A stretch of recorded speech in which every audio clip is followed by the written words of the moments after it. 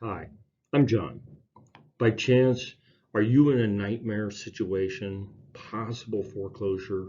I created this video as your guide to potentially surviving this, we'll just call it nightmare, truly a nightmare. Please do understand you need representation. Even if you haven't missed a payment yet, but you're in a potential situation, you need to be talking to people about what your options are. Time is of the essence. Please do not procrastinate. There's so many people out there that go, don't worry, I got it under control. I'll get a job, soon, or I'll be able to make up the past payments. Do always know what your rights are in all timelines of this. The disclosure. Of course, we got to give a disclosure. We're not attorneys. We're not CPAs. We're licensed real estate professionals and mortgage brokers, and we can offer assistance and guidance. But if you are in a true situation where you need assistance, you also need legal advice. Meet the team. John and Kathy, we're husband and wife, business partners. We've been business partners for over 20 years. I've actually been in the business for 40 years. Foreclosures and assisting people has been my expertise for the last 40 years. John, he is our mortgage lender. This guy can be a hero to you. He has so many different programs because he is a mortgage broker. He has everything from being able to assist with hard money, refis, or potentially put you into a new loan altogether. So he is a wealth of knowledge. So let's understand the financial problems impacting homeownership. The first thing you need to know, you're not alone. There is a lot of people out there struggling right now. Anything from a loss of a job, sudden relocation, national disasters, divorce or a loss of a spouse, high debt ratios from student loans, charge cards, adjustable rate mortgage, those are dangerous, medical expenses, increased home expenses, property taxes going through the ceiling, HOA, and if you're in a metro tax district, you may even have bigger problems. Insurance, it's going up thanks to the Marshall fires. Everybody's insurance has gone up a lot. So step one, if you haven't missed a payment yet, but you know you've got a problem, don't ignore it. Contact the lender and explain to the lender that you might be falling behind and ask them about a payment plan, a loan modification, or a forbearance agreement program. So what is a forbearance program? It basically is when your lender allows you to pause or reduce your payments for a limited period of time. And what they do is then they put the amount that you owe of that onto the back of the mortgage. Please do understand that the forbearance agreements with all the different lenders and servicers are different. So make sure you investigate the one that is on program that is on your loan. Step two, it's time to make a plan.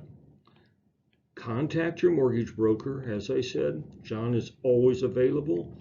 Contact John and Kathy, me. We're always available with a lot of experience from the background. An attorney. I will have some recommendations at the end of this video with how you can hopefully have an affordable situation to be getting some legal advice. So step three, you missed your first payment. Open the mail, please. You would not believe how many people over all the years I've seen that when they've called me, they have not opened any of the correspondence. And in that correspondence was the lender offering to assist through some of their programs. So remember, don't ignore the problem. Pay attention to the timelines. So what are your rights? Well, of course, if you can get a new job, get through that divorce, yeah, small chance if you can win the lottery, you can bring all your payments current and just go ahead and enjoy enjoying your home.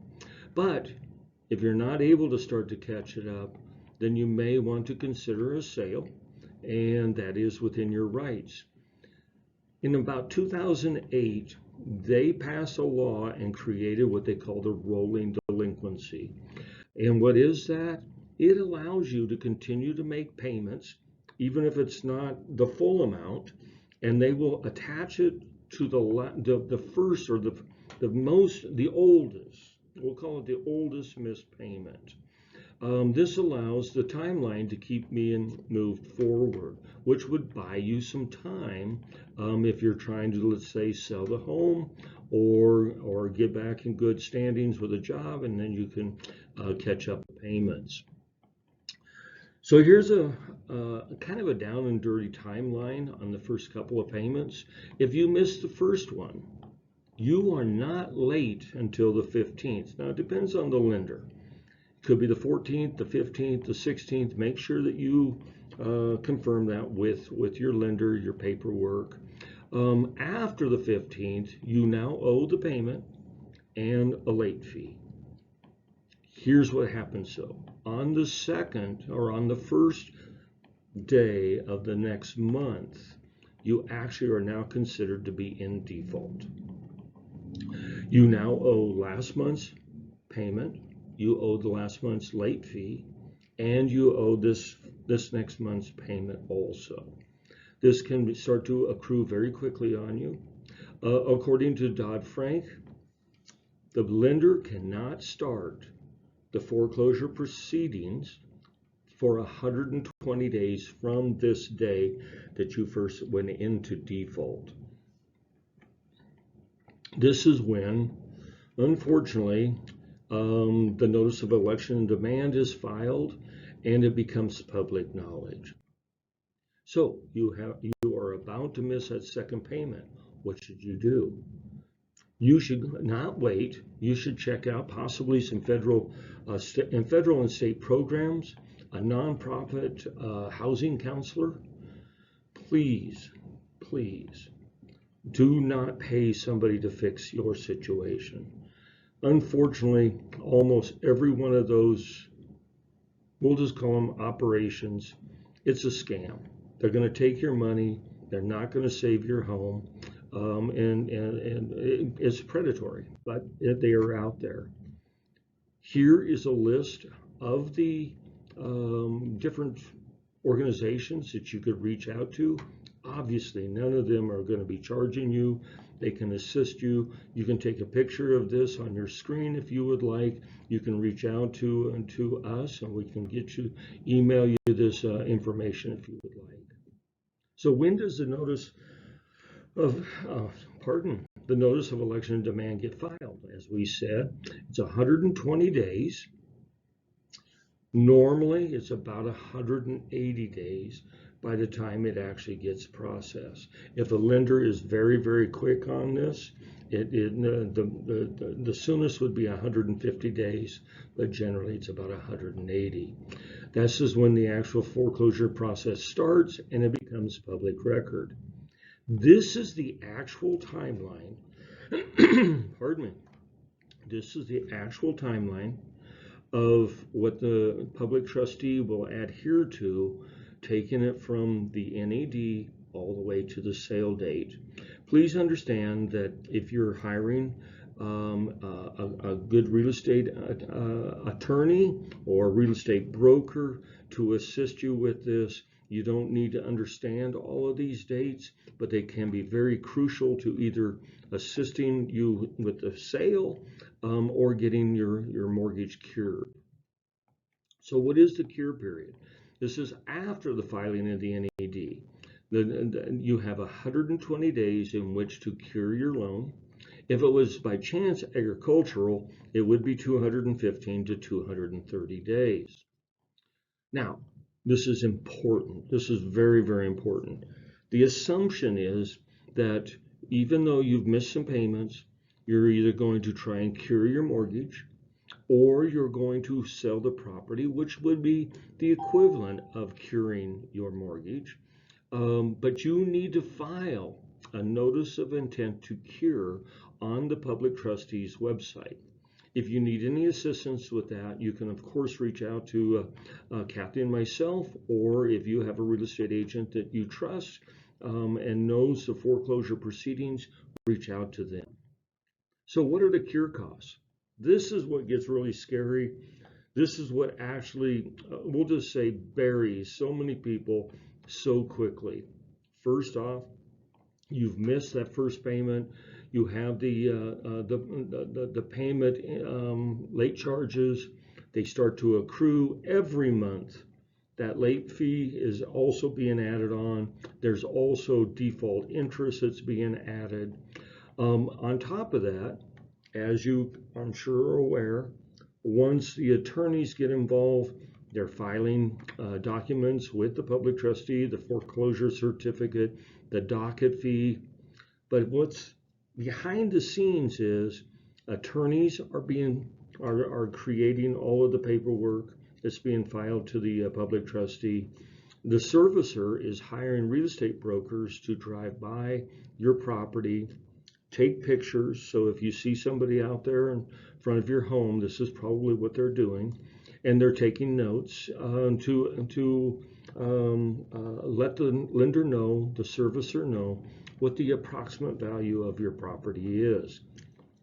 In addition to that, they hire an appraiser to go by and do a drive-by appraisal to determine if you're upside down with the loan, if you have equity in the property, and do understand these appraisals, they're not reasonable. Well, we'll just put it that way. They're about 2 to 3 times more expensive than the normal appraisal that a lender normally arranges if you're buying a home. So what's step 5?